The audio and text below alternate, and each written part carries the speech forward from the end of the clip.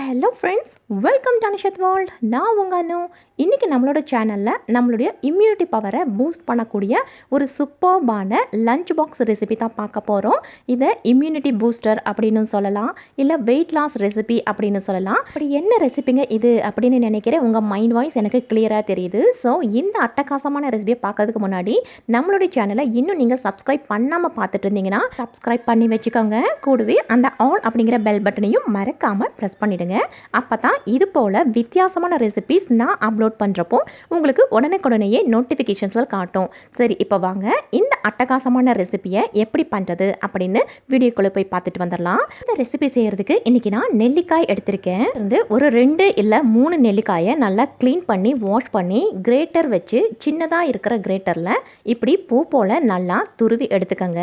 இன்றைக்கி நான் 2 பேர் சாப்பிட்ற அளவுக்கு செய்ய போகிறேன். ஸோ 3 நெல்லிக்காய் மட்டும் இது போல் ஃபைனாக துருவி தனியாக எடுத்து வச்சுக்கிட்டேன். இப்போ இதுக்கு தாளிப்பு கொடுத்துடலாம். ஒரு கடாயில் நல்லெண்ணெய் விட்டுக்குங்க. நல்லெண்ணெய் காஞ்சதும் கடுகு, உளுத்தம் பருப்பு, கொஞ்சமாக வெந்தயம், அப்புறம் ஒரு 4 ஸ்பூன் அளவுக்கு வறுத்த வேர்க்கடலை, இது கூட காரத்துக்கு வரமிளகாயும் பச்சை மிளகாயும், ஒரு பிஞ்ச் பெருங்காயத்தூள், துருவின இஞ்சி, கொஞ்சமாக கருவேப்பிலை, இது எல்லாத்தையும் வச்சு லோ ஃப்ளேம்லேயே நல்லாவே இது போல் ரோஸ்ட் பண்ணி எடுத்துக்கோங்க. இந்த வேர்க்கடலை நல்லாவே ரோஸ்ட் ஆகணும். இஞ்சியோட பச்சை வாசனையும் நல்லா போயிடணும்.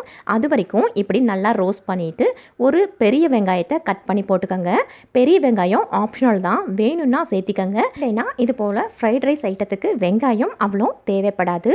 ஸோ இப்போ பாருங்கள், இந்த வெங்காயம் எல்லாம் ஃபுல்லாக ஒரு கண்ணாடி பதத்துக்கு வந்தாச்சு.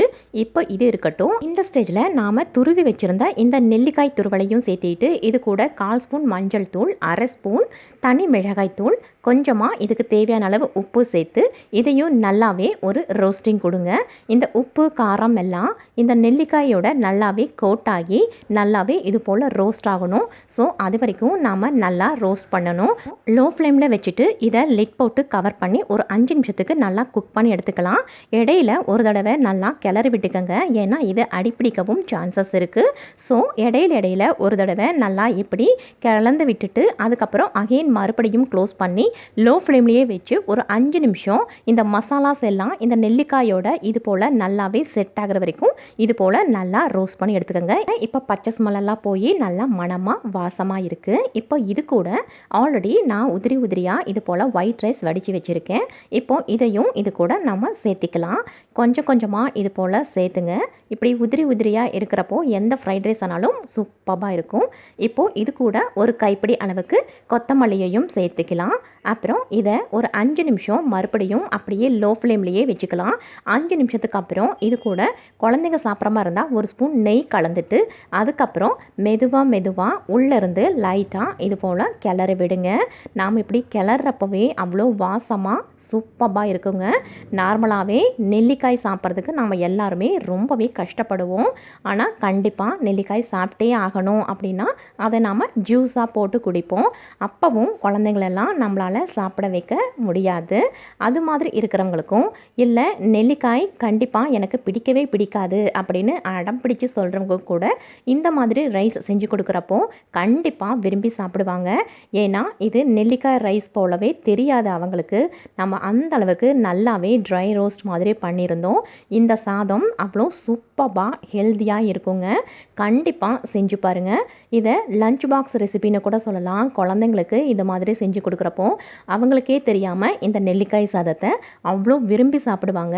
இது கூட காரமாக நம்ம பொட்டேட்டோ வறுவல் வச்சு சாப்பிட்றப்போ அவ்வளோ ஒரு அட்டகாசமான ரெசிபியாக இருக்கும். இது இம்யூனிட்டி பவரை இன்க்ரீஸ் பண்ணுறதுக்கும், இல்லை வெயிட் லாஸ் பண்ணியே ஆகணும் அப்படின்னு நினைக்கிறவங்களுக்கும், நெல்லிக்காய் ஜூஸிக்க கஷ்டப்படுறவங்களும் இது போல் நெல்லிக்காயில் வெரைட்டி ரைஸும் செஞ்சு நாம் சாப்பிட்லாம். நம்மளுக்கு ஹெல்த்தியாகவும் இருக்கணும், அட் தி சேம் டைம் நாம் சாப்பிட்றது கொஞ்சம் ஹெல்த்தியாகவும் இருக்கணும் அப்படின்னு நினைக்கிறவங்க கண்டிப்பாக இது போல் வெரைட்டி ரைஸும் நெல்லிக்காயில் செஞ்சு கண்டிப்பாக யூஸ் பண்ணி பாருங்கள்.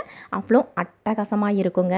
ஸோ ஃப்ரெண்ட்ஸ், இந்த வீடியோ உங்களுக்கு யூஸ்ஃபுல்லாக இருந்து உங்கள் ஃப்ரெண்ட்ஸ் அண்ட் ஃபேமிலி மெம்பர்ஸும் பார்க்கணும், அவங்களுக்கும் இது யூஸ்ஃபுல்லாக இருக்கும் அப்படின்னு நீங்கள் நினச்சிங்கன்னா கண்டிப்பாக இந்த வீடியோவை ஷேர் பண்ணுங்கள். போல் அட்டகாசமான ரெசிபியோட உங்களை எல்லாம் நான் மீட் பண்ணுறேன். Until bye from Anu. Thanks for வாட்சிங்.